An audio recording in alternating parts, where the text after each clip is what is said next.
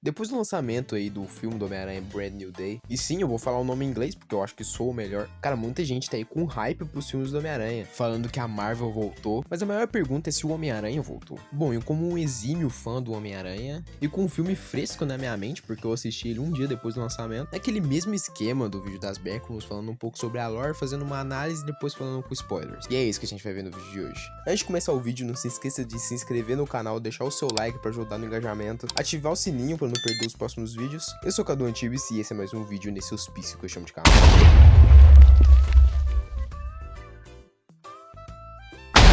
Como todo fã de Homem-Aranha, eu sou fã desde criança. Então o primeiro contato que eu tive com o personagem foi os filmes do Tobey Maguire. Porque é muito bom dizer que o Tobey Maguire teve o melhor roteiro dos três e o melhor diretor dos três com sobra. Quem sabe um pouco de cinema tem noção que o Sam Raimi é um absurdo de bom como diretor. Ele consegue fazer uns ângulos muito inventivos e criativos e ele não tem medo de ser brega. E isso é algo muito importante para um filme de herói. Não é mesmo, Nolan? Mas você pode falar que ele fez Multiverso da Loucura, que não é um grande filme. Mas eu venho trazer outra coisa que eu acho que ajudou muito o Tobey Maguire, que é não ter um universo compartilhado. O fato do filme ser só ele, não ter que expandir o universo, fazia o filme ser mais fechadinho, entende? Que foi algo que o Tom Holland sofreu muito, principalmente nos dois primeiros filmes. E dá pra provar tanto que se estragou um filme, que quando a Sony decidiu enfiar um monte de vilão em Homem-Aranha 3, dá pra ver que aquilo ficou muito bagunçado. Eu perdi um pouco o raciocínio, mas vocês vão entender. Mas depois da trilogia do Sam Raimi, que é 10 de 10, a gente teve os filmes do Andrew. Porra, tem um visual do caralho, tem um elenco do caralho. E eu falo sem dúvidas nenhuma que o Andrew é o melhor ator dos três. Então meio que é isso, né, cara? É um roteiro meio ruim, tem umas cenas muito bonitas, mas é isso. É um projeto meio bagunçado, ao mesmo tempo que queria ter a nostalgia dos filmes do Tobey, queria trazer uma coisa nova, vindo pro universo Ultimate e tal, mas acabou não sendo nada, né? Aí beleza, passou um tempo, ninguém sabia qual que ia ser o futuro do Homem-Aranha do Andrew, mas aí beleza, aparece pela primeira vez o Homem-Aranha do Tom Holland em Guerra Civil. Eu tive aquele sentimento de caralho, finalmente o Homem-Aranha tá no mesmo universo que os Vingadores, mas ao mesmo tempo eu fiquei triste porque não era o Andrew Garfield. Mas aí beleza, a gente vai pro primeiro filme do Tom Holland, que é o De Volta ao Lar, que sinceramente eu nem me recordo muito, porque eu acho que a última vez que eu vi esse filme foi tipo em 2019, 2020. Mas eu lembro que ele era bem água com salsicha. Tinha umas paradas legais, que nem o negócio do uniforme e tal, as referências das HQs. Mas era um filme muito mável, né? E eu digo isso do jeito ruim. Tinha uns visual da hora, tinha um bom vilão. Eu acho o Abutre um bom vilão. E era muito doido quando eu parava pra pensar que quem fez o Abutre foi o Michael Keaton, simplesmente o Batman. Tem uma rapaziada que não gosta da motivação dele, porque, é por causa do Stark e tudo que acontece no universo da Marvel é por causa do Stark, mas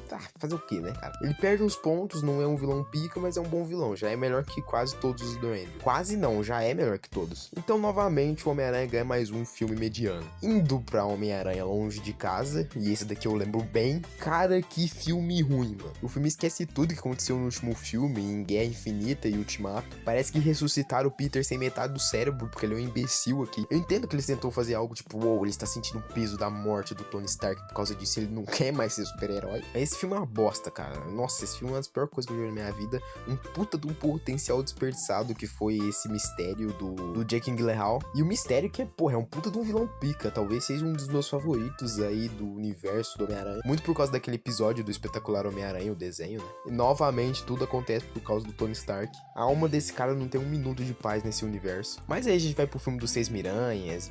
Do caralho, é um filme evento muito bom. Muito bom, eu falo porque eu tenho carinho pelo personagem, porque roteiro mesmo é um filme bem mediano. O Doutor Estranho errar um feitiço é um bagulho absurdo. E o Peter pedir pra ele ser esquecido, em vez de virar e falar, todo mundo esquece quem é o Homem-Aranha, é algo muito não faz sentido na minha cara. E teve um final aberto aí pra várias possibilidades, e todo mundo se perguntou, agora vai ou será que não? E eu era um desses que achava que não ia. Mas calaram minha boca, né? Bom, a primeira coisa que me assustou era o nome do filme, né? Brand New Day, que era um novo dia. Pra quem não sabe, esse nome é de uma HQ que foi responsável por fuder o Homem-Aranha. Que foi aí a história que resetou o Homem-Aranha, né? Fez o Homem-Aranha voltar a morar com a Tia May, perdeu o casamento com a Mary Jane, fez ele voltar a ser um moleque, né? Rebutaram a história, né? Eu sinto que a Marvel fez isso muito por causa desse sentimento que o Homem-Aranha tem que ser adolescente pra sempre. Dá pra ver isso nos filmes do Tom Holland também, que ele nunca amadurece. Eu acho que isso é muito culpa do Homem-Aranha Ultimate, que foi responsável por repopularizar o Homem-Aranha nos anos 2000. Porque tem histórias muito populares e o Peter ficou tipo um ano só sendo Homem-Aranha e ele morreu adolescente ainda. Mas se você for pegar as histórias clássicas do Homem-Aranha meio meia, a maioria ele era adulto, cara. Ou um jovem adulto. O Peter ficou muito pouco tempo na escola. Então isso já era um alerta, né? Apesar do título fazer sentido, porque é um reboot e meio que o Homem-Aranha tava sendo rebootado, né? Ele voltou pra estaca zero. E depois disso começou a ter os rumores, né? Que ia ser outro filme de multiverso, que ia conectar com o universo da Marvel, não sei o que ia ser importante. E puta que pariu, isso me desanimou tanto, cara. Mas aí beleza, o filme lançou. Eu fiquei empolgado com os trailers que lançaram também, eu gostei do visual. E caralho, que filme bom, cara. E ele realmente vai pro lado que a gente queria. Ele mostra um Peter amadurecido, sem ajuda, sem ninguém pra ficar chorando, só ele, a fantasia e é isso. E cara, só as primeiras cenas desse filme já dá de 10-0 nos outros dois. Nos outros três, porque esse filme também é melhor que No Way Home. Mas aqui a gente já vê um dos maiores acertos da produção, que foi trocar o diretor. Porque, cara, o John Watts não conseguia passar emoção nenhuma em nenhuma cena, nem de se balançar na cidade, nem de luta, nem nada. Porque, cara, se você pegar os 3 primeiros filmes do Tom, não tem nenhuma cena legal, tipo, do Homem-Aranha se balançando pela cidade. Pô, porque se você pegar até os filmes do Sam Raimi, que com a limitação do CGI na época, ele conseguia fazer umas cenas muito boas. Pô, e nos filmes do Andrew Garfield nem se fala, aquelas cenas dele se balançando pela cidade, a coisa, o ápice do filme é aquilo então lá. Aqui, simplesmente pra mogar o John Watts, esse diretor que fez Shang-Chi, que também não é lá grandes coisas, ele já vem e joga uma cena pica do Homem-Aranha se balançando pela cidade numa perseguição. Porque apesar de ser uma coisa boba, cara, é uma das características importantes do personagem. O Homem-Aranha não ficar se balançando pela cidade, fazendo malabarismo e tal, é a mesma coisa do Superman não conseguir voar.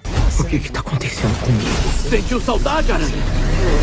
É o famoso massa velho. Porque é que o diretor faz umas coisas tipo o Peter sobe e escala a parede, fica de cabeça pra baixo, a câmera gira de cabeça pra baixo, tipo umas coisas muito inventivas. Agora sobre o desenvolvimento dos personagens, eu também achei muito bom. O desenvolvimento do Peter com a MJ nesse filme é muito bom, cara. Esse casal que passou 3 filmes sem ter química nenhuma, finalmente começa a funcionar. E curiosamente começa a funcionar quando eles estão separados. Pra mim o auge desse é a cena do terraço, que eu não vou contar pra não dar spoilers agora, mas lá pra frente eu vou contar. Que é uma cena no meio do filme ali onde o diretor decide se vai pra um lado mais fácil ou se ele vai tentar fazer algo diferente. É realmente um dos clímax do filme. O Ned é o alívio cômico do filme e ele funciona muito bem. E esse daqui é um filme mais sério do que os outros, ele não fica soltando piada a todo momento, implorando pra te fazer rir. Mas quando ele tenta, ele consegue. Sobre o Bruce Banner, ele tá meio que largado no rolê. Na real, eu entendo que é porque o Homem-Aranha precisava de uma ameaça física e o vilão não é tão físico, ele é mais mental e tal. Precisava de alguém pra ter uma cenas de luta maneira. E funciona bem demais, talvez seja a melhor aparição do Hulk no MCU. Não sei dizer se é a melhor cena de luta do filme, porque esse filme tem outra cena de luta muito boa. O Banner também aparece pra fazer umas piadinhas e tal, e pra explicar pro Peter como é que peneira a Brita, porque ele tava querendo peneirar a Brita. Fala agora, talvez, a melhor coisa do filme pra mim, que é o Homem-Aranha e o Justiceiro. Cara, que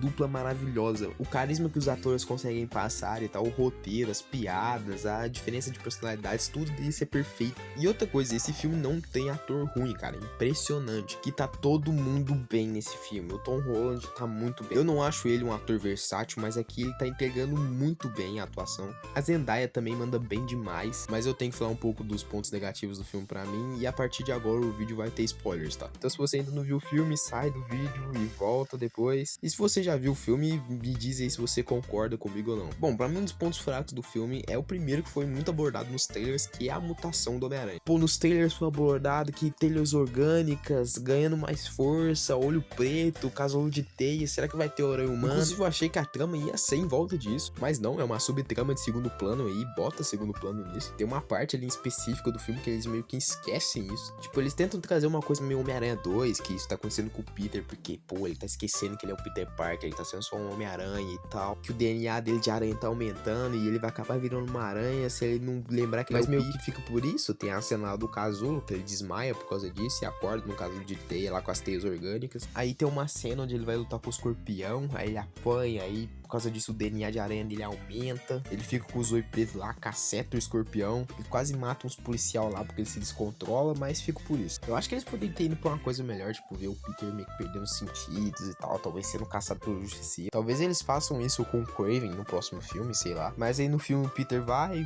conversa lá com o Banner, faz lá um inibidor de poderes lá e E é isso. E isso vai voltar lá no final do filme, onde ele tá todo fudido lá, porque a vilã vai falar pra ele que não tem como ele ser o Homem-Aranha e o Peter Parker ao mesmo tempo, quem é que ele escolhe ser. Aí ele fala que é os dois, inclusive, cena muito boa. Não é que eu acho que isso foi ruim, eu acho que foi meio desperdiçado, poderia ser trabalhado melhor lá pra frente. Aí a gente vai pra mim, que é o maior problema do filme, que é o vilão. Porque não tem vilão, né, cara? O vilão do filme realmente é a Jean Grey, o meio que não é um gravatado que quer pegar ela pra fazer experimento e acaba passando o Peter pra trás. Então meio que não tem vilão, né, cara? Então talvez isso seja a coisa que mais fez eu tirar pontos do filme, na minha opinião. Não vou citar todas as cenas que tem a Jean Grey, mas ela tem várias cenas boas, as cenas da Tia May, a cena da MJ. Enquanto o filme não revela que é a Jean Grey que tá controlando a cabeça das pessoas, funciona, mas a partir do momento que fala que é ela, você meio que perde o senso de ameaça, sabe? Porque você sabe que a Jean Grey não é uma vilã e a Marvel não vai transformar ela numa vilã. Então eu senti falta disso. Também tem a questão de eu querer saber como é que o Peter parou de ser odiado na cidade, né? Já que o mistério revelou que foi o Homem-Aranha que matou ele. Como que o Peter ganha dinheiro, esse tipo de coisa, mas eu acho que isso vai ser abordado no segundo filme. Mas indo pra conclusão, esse foi o tipo de coisa que eu parei pra analisar depois do filme, que eu me acalmei. Porque quando eu saí do cinema, eu realmente tava cogitando que talvez esse poderia ser o melhor filme do Homem-Aranha. Mas quando eu paro pra analisar, ele ainda tá um degrau abaixo dos dois filmes do Sam Raimi. E como eu disse, eu sinto que esse filme também sofre com esse negócio de universo compartilhado. Porque esse filme também foi utilizado pra fazer a introdução dos mutantes no MCU e da Jean Grey, né? À toa que tem toda a explicação da irmã dela e tudo. Mas eu acho que esse filme deu um bom terreno aí pra fazer algo nível Homem-Aranha 2 ou até melhor. Isso se a Marvel não quiser cagar em cima do Homem-Aranha de novo. Mas pra mim, Homem-Aranha 2 ainda continua sendo o melhor filme do Cabeça de Teia e o melhor de herói de todos os tempos. E Homem-Aranha Brand New Day é um sólido 8. Filme divertido, bem dirigido, com boas atuações e um filme bonito, né? Uma coisa que o Tom Holland sofria muito é que os filmes dele eram muito feios. Ah, cara, mas por hoje é isso que eu tenho pra falar. Espero que você tenha gostado do vídeo.